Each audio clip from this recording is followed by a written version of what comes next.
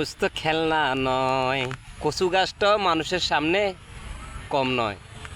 এই জন্যই বলি, ডাক্তারও বলবে কচু পাতার শাক খাওয়ার জন্যে, কচু পাতার ডোগা খাওয়ার জন্যে। কী জন্যে বলবে জানেন? আপনার রক্ত দূষিত হইলে এই কচু পাতাটা অনেকটা কাজে লাগে, এই ডোগাটি অনেকটা কাজে লাগে। খেলে আপনার রক্ত পরিষ্কার হয়, এতটা গুরুত্বপূর্ণ। কিন্তু আমরা বলি কি, এটা আশেপাশে থাকার দরকার না, কাটে সব ফালাই দাও। ভাই, আজে বাজে যে জিনিসটা সেটাই কাজে বেশি আসে, এ কথাটা মনে রাখবেন। কচু গাছ এঙ্গাটা এঙ্গায় থাকে, ময়লা আবর্জনার ভিতরে থাকে, কিন্তু সেটা অনেকটা দরকারি। এবং যারা গাড়ির ড্রাইভারগুলো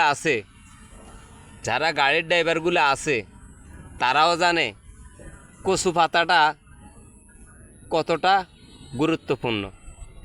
আপনার গ্যালাস গলই গেছে, বৃষ্টি ভিজতেছেন, আপনি লাইটের আলো জন্যে মনে করেন বৃষ্টির ফুটা যখন গ্যালাসে পড়ে, সামনে যদি একটা গাড়ি আসে রাত্রে, আপনার চোখে অনেকটাই সমস্যা হয়। কিন্তু একটা কচু গাছ যদি সামনে কোথাও দেখেন, একটা পাতায় তো ছিঁড়ছেন, ছিঁড়ে গ্যালাসটাতে একটা পোছা দিছেন, গ্যালাস সামনে পরিষ্কার, তাহলে বুঝেন কচু গাছটা কতটা উপকার।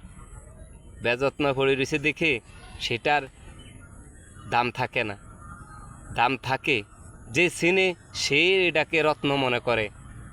আজ ভাই, আমি এত কথা বলি, টিকটকে সময় দিতে পারি না, ফেসবুকে সময় দিতে পারি না, ইউটিউবে সময় দিতে পারি না, কারণ একটা ফ্যাট আছে তো ভাই, ফ্যাটের জন্যেই দৌড়াইতে হয়, এজন্যে সময় দিতে পারি না।